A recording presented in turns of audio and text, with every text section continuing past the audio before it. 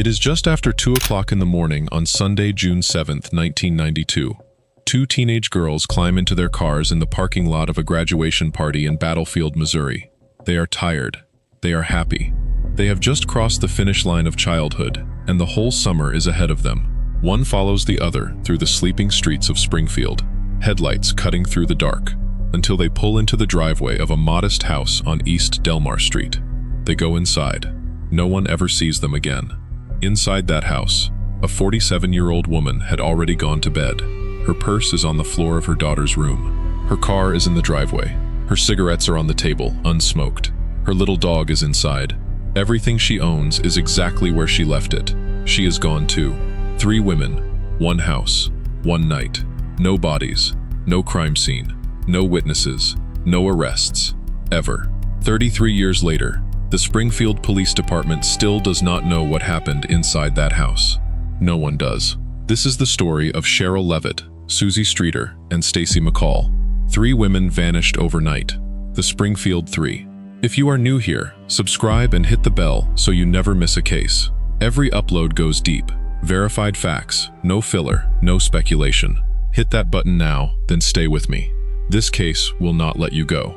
Sherrill Elizabeth Levitt was born on November 1st, 1944. By the spring of 1992, she was 47 years old, petite, 5 feet tall, 110 pounds, and building a quiet, functional life in Springfield, Missouri. She worked as a cosmetologist. She raised her daughter alone. She was, by all accounts, exactly what she appeared to be, a working mother, grounded and present, who had carved out a modest life through ordinary, daily effort. Her daughter, Suzie Elizabeth Streeter, went by Suzie. She was 19 years old, 5 feet 2 inches tall, and carried identifying marks that would later appear on every law enforcement bulletin issued in her name. A 3.5-inch scar on her right forearm, a small tumor at the corner of her mouth. She was spirited, social, the kind of young woman who filled a room. She and her mother had only recently moved to their home at 1717 East Delmar Street, a modest, single-family house on the periphery of Springfield's historic Roundtree neighborhood, just off the heavily trafficked corridor of Glenstone Avenue. They had been there approximately 2 months. Stacy Kathleen McCall was born on April 23, 1974. She was 18 years old at the time of her disappearance, the daughter of Janice and Stu McCall, and one of Suzie Streeter's closest friends. She was the kind of friend who showed up for celebrations, for ordinary Saturdays, for the unremarkable Tuesday afternoons that make up a life. She and Suzie had spent 4 years at Kickapoo High School together, navigating the same hallways, accumulating the same shared history. In the spring of 1992, both of them were weeks away from graduation. Nearly 700 students were in their class, one of the largest graduating cohorts Kickapoo had ever produced. For Suzie and Stacy, the ceremony on June 6th was not just a milestone, it was a finish line. What came after it was supposed to be summer. On the afternoon of graduation day, Stacy McCall came to the house on Delmar Street. Photographs were taken. Stacy with a graduation cake, a newly gifted Cocker Spaniel puppy in her arms. Suzie beside her, both of them smiling in the easy, unguarded way of people who have no reason not to. Suzie's friend Nigel Kenny was there too, and more photographs were taken, the ordinary documentation of an ordinary celebration. Neither girl knew that those photographs would become the last confirmed images of them alive. Sherrill Levitt, for her part, was home. She had raised this daughter through every stage of childhood that leads to a moment like this: a graduation, a Saturday afternoon, a house full of young people, and a new puppy. And now she was watching it arrive. She went to bed that evening, as she always did. Her cosmetology business had been doing well enough that she was carrying nearly $900 in cash in her purse. She had no reason to expect anything other than another ordinary morning. That morning never came. To understand what happened on the night of June 6th, you have to understand how thoroughly normal everything looked. The graduation ceremony at Kickapoo High School was everything a graduation ceremony is supposed to be. 700 students, families from out of town, the particular noise and heat and organized chaos of a public school's largest annual event. When it was over, the celebrating continued, as it always does, in dozens of separate homes and backyards across a city that has, for one night, collectively suspended its ordinary rules. Suzie Streeter and Stacy McCall moved through that night the way young people do on graduation evenings. After the early documentation at the Delmar Street home, they attended a party at the residence of their mutual friend, Janelle Kirby. Later, they drove separately to a second party in the neighboring community of Battlefield, Missouri. At approximately 2 o'clock in the morning, perhaps as late as 2:15, witnesses last confirmed seeing them leave the Battlefield party together in their own separate vehicles. Their original plan had been to drive to Branson that night, a hotel, a day at the Whitewater amusement park, the kind of spontaneous end-of-school trip that requires almost no planning. They had talked about it, but when they arrived at Janelle Kirby's home looking for a place to sleep, they found it crowded with out-of-town relatives who had traveled in for the graduation. There was no comfortable space. Suzie made a decision on the spot. Follow me back to my mother's house on Delmar. It was a decision made at 2 in the morning, on a whim, with no prior announcement and no fixed plan. Stacy agreed. They got in their cars. This spontaneous pivot is one of the most forensically significant facts in the entire case. If the decision to sleep at 1717 East Delmar Street was made impulsively at 2 a.m., it was practically impossible for a pre-planned, targeted operation to have anticipated all 3 women would be present in that house that night. Whatever happened on Delmar Street, it was either a crime of staggering opportunity, a predator who observed these women, followed them home, and acted, or it was an operation aimed specifically at Sherrill Levitt that became catastrophically complicated when 2 teenagers arrived at the worst possible moment. Investigators have never been able to determine which. What they did determine, when friends arrived at the house the following afternoon and found no one home, was that the scene inside bore every hallmark of an abduction so swift and so complete that it left no visible seam. All 3 purses were found grouped together on the floor of Suzie's bedroom. Sherrill Levitt's purse contained nearly $900 in cash from her cosmetology business, untouched. All 3 of the women's personal vehicles were in the driveway. All 3 sets of car keys were inside the house. Levitt and Streeter's cigarettes were on the table, unsmoked, despite both women being described by family as habitual smokers. An unfinished can of Coca-Cola sat next to the cigarettes. Freshly used cosmetic makeup wipes indicated that at least one of the women had begun an evening hygiene routine. Sherrill Levitt's bed had been slept in, suggesting she had retired for the night before the girls arrived from Battlefield. Stacy McCall's graduation party clothing was found neatly folded, though her shirt and underwear were missing. The family's Yorkshire Terrier, a dog named Cinnamon, was inside and in an extreme state of agitation. There was no overturned furniture, no ballistic damage to the walls, no severed phone lines, no blood evidence visible to the eye. The house did not look like a struggle had taken place inside it.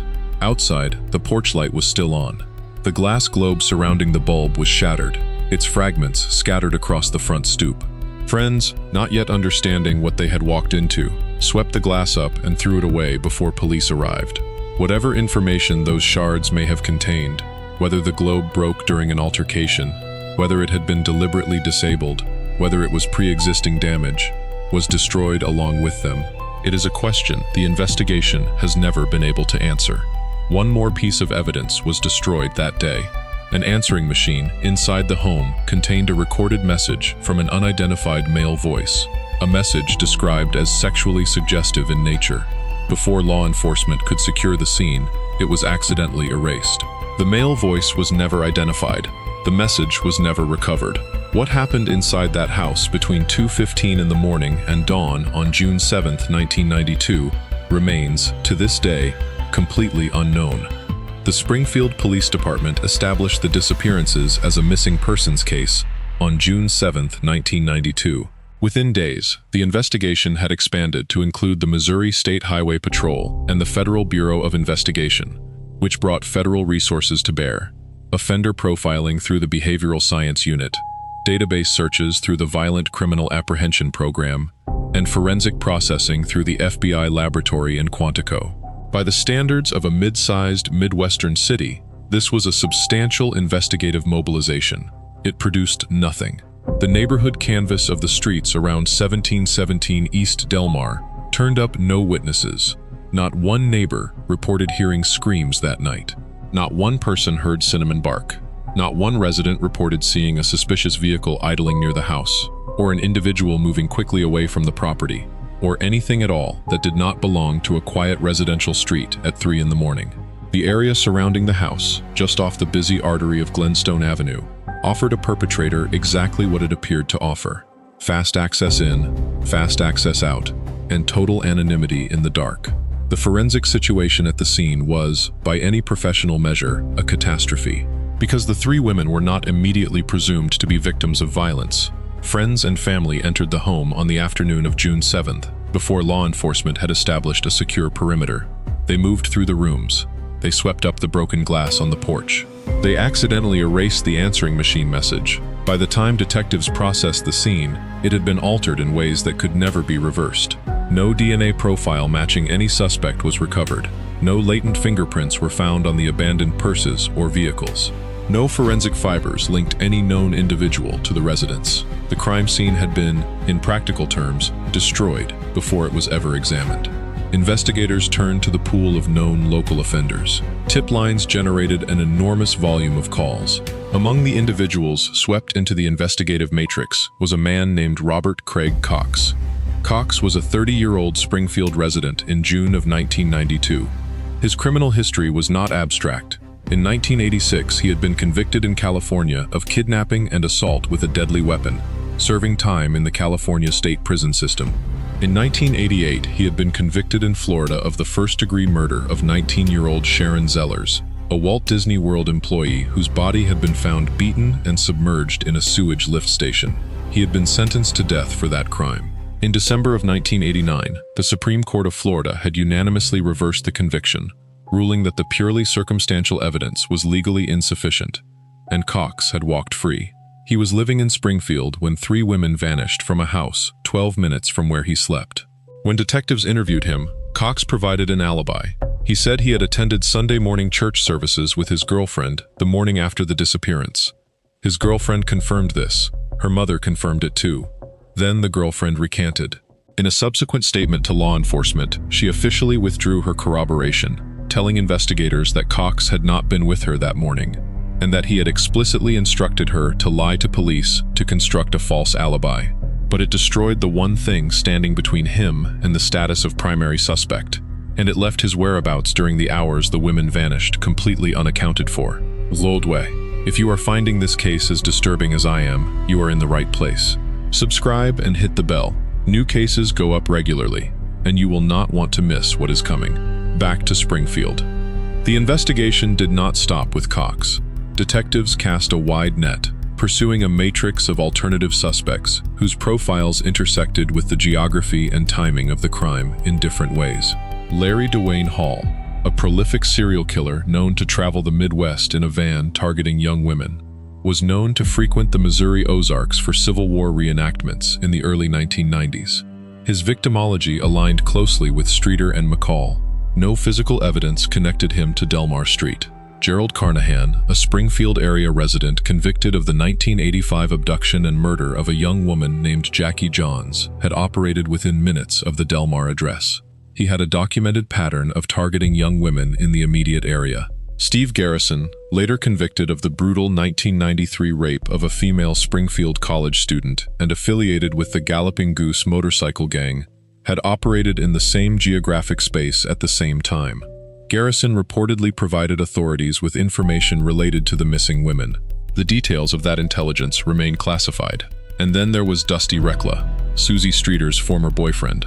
Rekla was allegedly involved in a criminal enterprise that was, even by the standards of this case, bizarre. A local ring accused of excavating graves to steal gold dental fillings from corpses.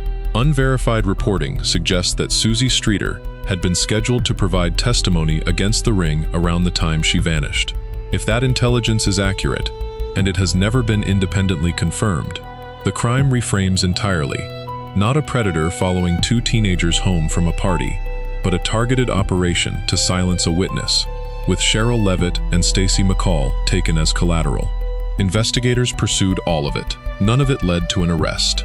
What comes next is the moment this case changed, when a man already behind bars began to talk. Stay with me. In 1997, 5 years after the disappearance, Robert Craig Cox made his next move.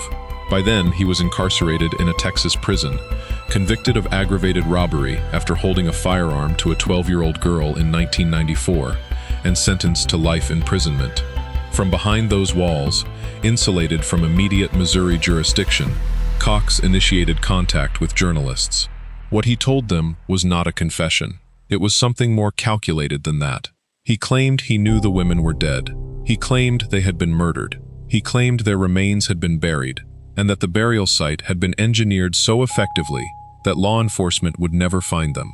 And then he added one final detail, a condition so specific and so cold that it has defined the public understanding of Robert Craig Cox ever since.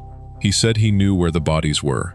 He said he would not tell anyone until after his own mother had died. The Springfield Police Department evaluated Cox's statements and concluded that investigators did not believe he possessed genuine credibility regarding the case. No charges were filed. No indictment followed. Without physical evidence connecting him to the crime, no DNA, no fingerprints, no forensic fibers, no witness placing him at the scene, the legal threshold for prosecution could not be met. Cox had previously navigated a capital murder conviction all the way to a state Supreme Court reversal. Attempting to prosecute a no-body homicide against a man with that appellate history, without physical evidence, was not a viable path. Cox has never been charged. He remains incarcerated in Texas on the armed robbery conviction. To understand Robert Craig Cox as investigators understood him in 1992, you have to set aside everything that came after and begin only with what was known. He was 30 years old. He was living in Springfield. He had a prior kidnapping conviction in California and had, within the previous 3 years, been convicted of first-degree murder in Florida, a conviction subsequently overturned on appeal. He was, by any law enforcement classification, a high-risk individual with a demonstrated capacity for lethal violence and a documented history of taking people against their will. He was interviewed. He provided an alibi. The alibi was corroborated by 2 witnesses. Investigators moved on. Then, years later, the alibi collapsed. His girlfriend's recantation did not just remove Cox from a church pew on a Sunday morning. It introduced something far more significant: evidence of consciousness of guilt. The deliberate suborning of a false alibi, coaching a witness to lie to law enforcement, is not the behavior of an innocent man managing an inconvenient misunderstanding. It is the behavior of someone who understood, at the moment detectives came to his door, that his whereabouts needed to be accounted for. What those whereabouts actually were has never been established. Cox's public behavior after his 1995 Texas conviction added another layer. From prison, he volunteered information to journalists, not to investigators, not to prosecutors, not to a court, but to journalists. He claimed specific knowledge of the women's fate and their burial location. He attached a condition to that knowledge that served no purpose except to prolong his hold over the case and, by extension, over the families of the missing women. This behavior, leveraging a high-profile unsolved tragedy to sustain media attention and assert dominance over law enforcement, is consistent with a documented pattern of antisocial personality in violent offenders. But consistency is not evidence. Under American law, Robert Craig Cox cannot be described as a convicted killer. His Florida murder conviction was reversed by the Supreme Court of Florida in December 1989, and a directed acquittal was ordered. He carries no standing murder conviction. He is accurately described as a convicted kidnapper and armed robber. The distinction is not semantic. It is the difference between a fact a script can state and a claim that exposes a production to legal liability. What the record does establish is this: a man with a documented history of kidnapping and violence was living in Springfield when 3 women disappeared. His alibi for the night of the disappearance was fabricated, a fact his own girlfriend later confirmed to police. 5 years later, he publicly claimed knowledge of where the victims were buried, and then declined to share that information. He has never been charged. He has never been convicted. He has never been exonerated. He is serving a life sentence in Texas for an unrelated crime. The Springfield Three case remains open. There was no trial. That sentence, in a case this serious, in a disappearance this public, involving victims this documented and a suspect this prominent, should land with the weight it carries. No arrests were ever made. No charges were ever filed. No grand jury was ever confirmed to have been convened. No individual has ever sat at a defense table in a Springfield courtroom and answered for what happened to Sherrill Levitt, Suzie Streeter, and Stacy McCall. The full machinery of criminal justice, indictment, arraignment, discovery, testimony, verdict, was never set in motion, not once, not for anyone. To understand why, you have to understand what prosecutors require, and what this case has never provided. A criminal indictment in the United States requires sufficient evidence to demonstrate guilt beyond a reasonable doubt. In a homicide prosecution, that case is built on some combination of physical evidence, eyewitness testimony, forensic science, and documented statements by the accused. The Springfield Three investigation, despite decades of active pursuit, has never produced any of these components in a form sufficient to sustain prosecution. There is no crime scene. The house at 1717 East Delmar Street was contaminated before police arrived and yielded no DNA, no fingerprints, and no forensic fibers linking any suspect to the property. There are no bodies, no corpus delicti establishing that a homicide occurred at all, under the law's most demanding definition. There are no eyewitnesses to the abduction, or to any suspect's presence at the scene. There are no confirmed confessions. There is no cooperating witness who can bridge the gap between suspicion and proof. What exists, in Cox's case specifically, is a collapsed alibi and a set of unsworn media statements made from inside a Texas prison. A collapsed alibi establishes that a suspect lied. It does not establish what the suspect did instead. Unsworn media boasts are not admissible evidence of guilt. A prosecutor who brought this case to trial would face a defense attorney who could, accurately and without distortion, present every single one of those facts to a jury. No prosecutor has tried. I want to pause here for a moment. If you have made it this far into this case, you already understand why it has stayed unsolved for 33 years. It is not because investigators stopped looking. It is because whoever did this left almost nothing behind. Subscribe if you haven't, and share this video. These women deserve to be remembered. Back to Springfield. In 1997, a civil court in Missouri took a procedural step that underscored the permanence of the absence. A judge officially declared Sherrill Levitt and Suzie Streeter legally dead. This designation exists for practical reasons. It allows estates to be settled, bank accounts to be closed, life insurance claims to be processed. It is not a criminal determination. It carries no perpetrator. It assigns no blame. It simply acknowledges, in the language of civil law, what the families of the missing had already been forced to accept. Stacy McCall was not included in that declaration. The reasons are not part of the public record. The Springfield Police Department did not mirror the civil court's language. Criminal investigative files for all three women continue to be classified under the missing persons designation rather than homicide, because the law requires a body, or its forensic equivalent, to formally reclassify a case. The women have been legally dead for nearly 3 decades in civil court. They are still officially missing in the files of the Springfield Police Department. Stay with me. What comes next is what investigators found when they went looking in the ground. The physical searches that followed over the years represent the investigation's most visible expenditure of resources, and its most public failures. In 2002, investigators deployed cadaver dogs at the Webster County Concrete Company, acting on tips that men had driven a van matching a suspect vehicle description to the property. The dogs alerted at 3 distinct locations on the site. Excavation crews went into the ground. They found bone fragments. Forensic laboratory analysis determined the bones were of historic origin, far too old to belong to the 1992 victims. The search produced nothing actionable. In 2003, a civilian tip led investigators to an abandoned farm south of Cassville, Missouri. Cadaver dogs again demonstrated intense interest in multiple areas of the property. Excavation recovered suspected blood evidence and an unknown material. DNA extraction and comparative analysis produced no genetic match to Levitt, Streeter, or McCall.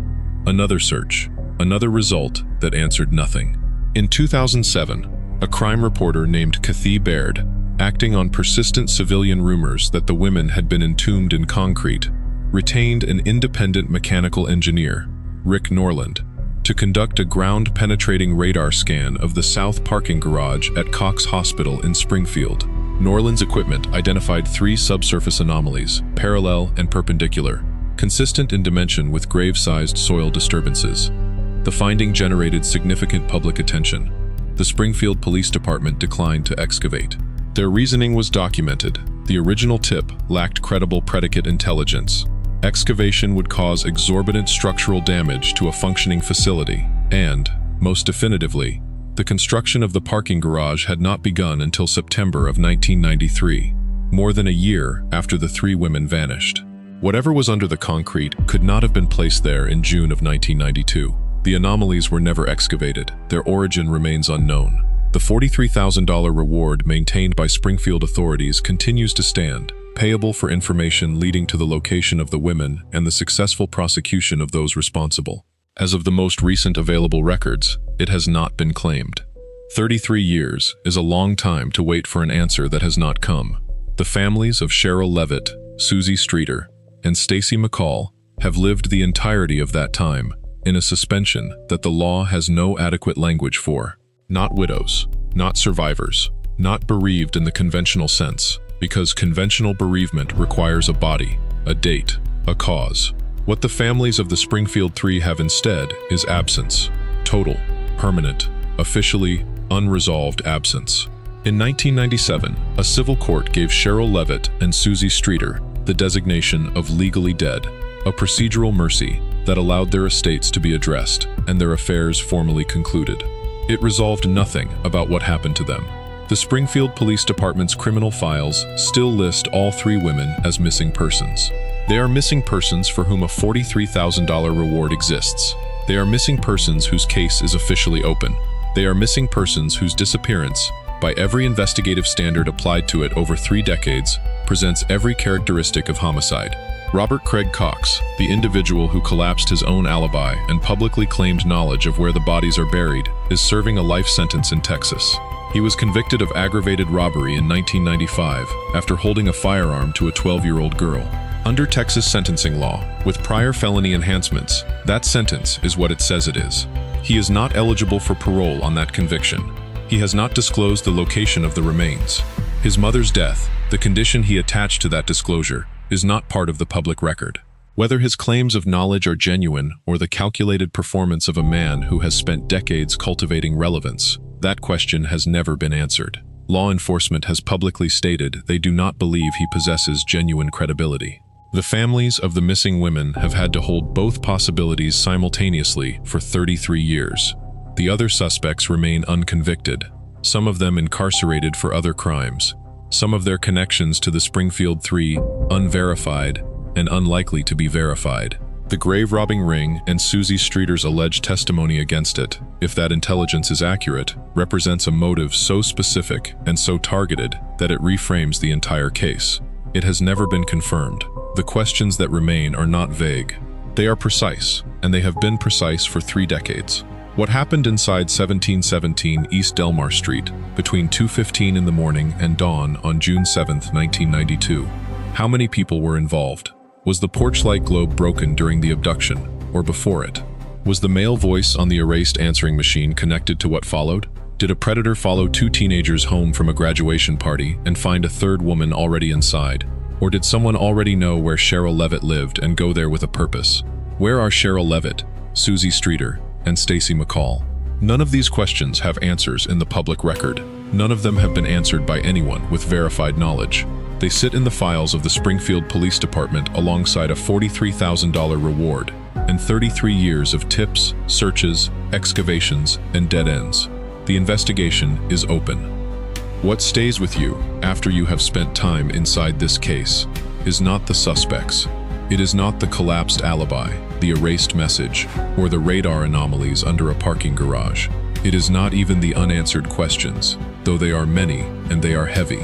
What stays is the photographs. 2 girls on a Saturday afternoon in June, a graduation cake, a Cocker Spaniel puppy, a house they had driven to on a whim at 2 in the morning because somewhere else was too crowded, a woman who had already gone to bed, a dog left in an agitated state, cigarettes that were never lit. 3 lives interrupted so completely and so silently that 33 years of investigation have not been able to reconstruct a single confirmed moment of what happened. Sherrill Levitt was 47 years old. Suzie Streeter was 19. Stacy McCall was 18. They deserve to be found. They deserve to be named in a courtroom. They deserve an answer. If you know anything about this case, contact the Springfield Police Department. Subscribe, leave a comment below, and tell me, what do you believe happened on Delmar Street that night?